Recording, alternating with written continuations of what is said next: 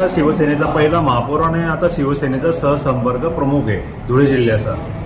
12 मार्चला मी शिवसेना सक्रिय सदस्य आणि सहसंपर्क प्रमुखाचा राजीनामा दिला आहे. 10 वर्ष मी 2016 ते 2026 10 वर्ष काम केलं. पण मला असं वाटतंय की आता आपल्याला जर काही अजून परत जनतेसाठी काही नवीन करायचं आहे, नवीन घडवायचं, नवीन इतिहास करायचा आहे, दीनदुबळ्यांसाठी गरजूंसाठी जर काही काम करायचं आहे तर आपल्याला शिंदे साहेबांकडे गेलं पाहिजे.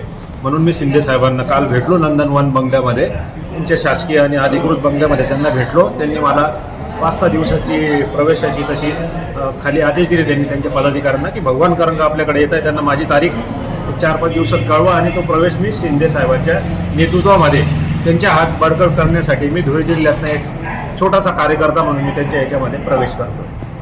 बापूजी काही नाही, ते पदावर मला ते जे त्यांनी समजा आमदारकी नाही दिली, जिल्हा प्रमुख नाही दिलं, त्यांना असं वाटत असेल नेतृत्वाला की त्याला एक मनुष्य नाही दिलं नसं. काय आपलं त्यांच्यावर काही राग नाही आहे. ते 10 वर्ष त्यांच्यामध्ये होतो, आपण शिवसेनेची स्तुती केली आहे, भाजपमध्ये बी होतो पूर्वी, त्यांची स्तुती केली आहे.